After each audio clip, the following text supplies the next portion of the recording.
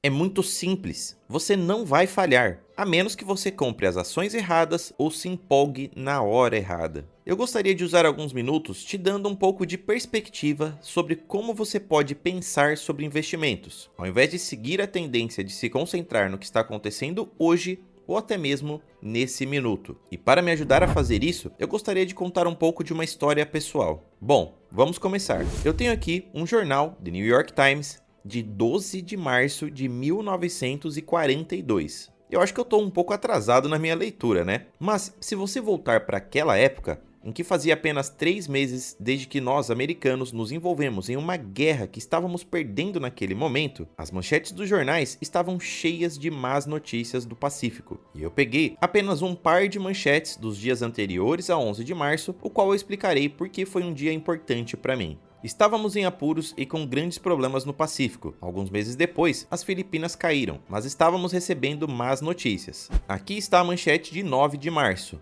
Quando novamente a notícia era ruim. Inimigos abrem caminho em direção à Austrália, e o mercado de ações estava refletindo isso. Eu estava acompanhando uma ação chamada Cities Service Preferred Stock, que tinha vendido a $84 no ano anterior, e agora tinha sido vendida a $55 no início de janeiro, 2 meses antes, e naquele momento tinha caído para $40 em 10 de março. Então, naquela noite, apesar dessas manchetes, eu disse ao meu pai: eu acho que eu gostaria de apertar o gatilho. Eu gostaria que você comprasse para mim 3 ações do City Services Preferred. E isso era tudo que eu tinha. Quero dizer, esse foi meu capital acumulado durante os últimos 5 anos. Então, meu pai na manhã seguinte comprou 3 ações. Bem, vamos dar uma olhada no que aconteceu no dia seguinte. E não foi um bom dia. O mercado de ações, o Dow Jones Industrials, ficou com 100 negativo. Naquele momento, ele tinha caído 2,28%, mas isso foi o equivalente a cerca de 500 pontos hoje em dia. E eu estava na escola imaginando o que estava acontecendo. Meu pai comprou minhas ações imediatamente pela manhã, como eu pedi a ele, minhas 3 ações. Então, eu paguei a alta do dia. Aquele 38 era o meu tique, que era a alta para o dia. E no final do dia, caiu para 37, que era realmente uma espécie de característica do meu timing nas ações. Característica que ainda ia aparecer nos próximos anos. Isso foi quando então o chamado de New York Curb Exchange se tornou American Stock Exchange. Mas as coisas, mesmo que com a guerra e a batalha de Midway parecessem muito ruins, você pode ver que as ações estavam indo muito bem. Aqui você pode ver onde eu comprei a 38. E então, depois de um tempo, na verdade, as ações passaram a valer mais de $200 por ação pela City Services Company. Mas esta não é uma história feliz, porque se você for para a próxima página, você vai ver o que aconteceu. Bom, e como sempre dizem, mas parecia uma boa ideia na época, sabe? Então, eu vendi e ganhei $5 com a venda. Era mais uma vez típico do meu comportamento. Mas, quando eu a vi descer para 27, parecia muito bom para obter esse lucro. Bem, qual é o sentido de tudo isso? Podemos deixar para trás a história do City Services, mas eu gostaria que você novamente imaginasse de volta em 11 de março de 1942. E como eu disse, as coisas estavam indo mal no cenário europeu, assim como o que estava acontecendo no Pacífico. Mas todos nos Estados Unidos sabiam que a América ganharia a guerra. Quero dizer, nós fomos pegos de surpresa, mas nós íamos ganhar a guerra. E sabíamos que o sistema americano estava funcionando bem desde 1776.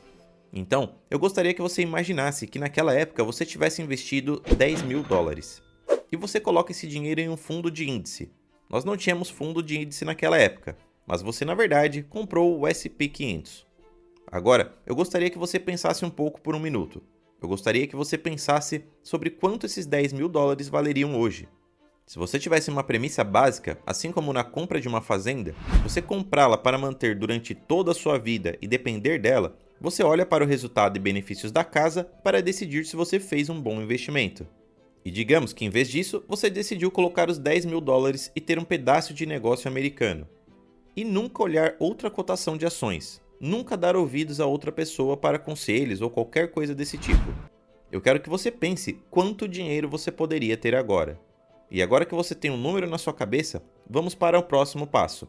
Você teria $51 milhões. E você não teria que fazer nada. Você não teria que entender contabilidade, você não teria que olhar para suas cotações todos os dias como eu fiz naquele primeiro dia. Tudo o que você tinha que fazer era descobrir que os Estados Unidos iam se dar bem ao longo do tempo, que superaríamos as dificuldades atuais e que se os Estados Unidos se saírem bem, os negócios americanos também prosperariam. Você não teria que escolher ações vencedoras, não teria que escolher um tempo certo ou qualquer coisa do tipo. Você basicamente só tinha que tomar uma decisão de investimento em sua vida. E aquele não foi o único momento para fazer isso. Quero dizer, eu posso voltar na história e escolher outras vezes que essa técnica daria certo para ganhos ainda maiores. Mas enquanto você ouve essas perguntas e respostas que estou fazendo aqui hoje, lembre-se que a pergunta principal é: como os negócios ficarão ao longo da sua vida de investimento? Gostaria de fazer outro comentário porque é um pouco interessante. Digamos que você pegou os $10.000 e ouviu os profetas e videntes ao seu redor, e você vai ter isso constantemente ao longo da sua vida. E ao invés disso, você usou os $10.000 para comprar ouro. Agora, pelos seus $10.000, você teria sido capaz de comprar cerca de 300 onças, que é uma medida norte-americana de cerca de 30 gramas a cada onça de ouro. Enquanto as empresas estavam reinvestindo em mais plantas e novas invenções apareciam, você ia ver seu cofre todos os anos, e você teria suas mesmas 300 onças de ouro. E você poderia olhar para elas e você poderia fazer o que bem entendesse com elas. Mas no final das contas, elas não produziram nada. Nunca poderiam produzir nada. E o que você teria hoje? Você teria 300 onças de ouro, igualzinho como tinha em março de 1942. E elas valeriam aproximadamente $400.000. Então, se você decidisse investir em um ativo não produtivo, como é o caso do ouro, em vez de um ativo produtivo, que na verdade estaria rendendo mais dinheiro, que poderia ser reinvestido e pagando dividendos, você teria agora mais de 100 vezes o valor do que você teria com um ativo não produtivo. Em outras palavras, para cada dólar que você ganhou nos negócios americanos, você teria menos de 1 centavo de ganho comprando ouro e armazenando esse valor que as pessoas dizem para você correr atrás toda vez que se assusta com as manchetes ou algo do tipo. Para mim, é notável que operamos com o maior vento favorável em nossas costas que você pode imaginar. É um investidor que não pode falhar a menos que compre as ações erradas ou fique animado demais na hora errada. Mas, se você tivesse uma seção transversal dos Estados Unidos e colocasse o seu dinheiro consistentemente ao longo dos anos, não haveria comparação com possuir algo que não produziria nada. E nesse caso, francamente, também não há comparação com tentar entrar e sair das ações e pagar assessores de investimento. Se você tivesse seguido o meu conselho, aliás, ou este conselho retrospectivo, se você seguir isso, é claro, há um problema. Seu simpático corretor teria morrido de fome. Você poderia até ter ido ao funeral para lamentar o destino dele, mas a verdade é que seria melhor você fazer isso do que uma porcentagem muito alta de profissionais de investimento tem feito. É muito difícil se mover com sucesso e vencer o que pode ser feito com uma filosofia muito relaxada. E você não precisa saber tanto sobre contabilidade ou terminologia do mercado de ações ou qualquer coisa que seja. Ou até mesmo o que o Banco Central vai fazer da próxima vez, se ele vai aumentar 3 vezes, ou 4 vezes, ou 2 vezes. Na verdade, nada disso conta em uma vida inteira de investimentos.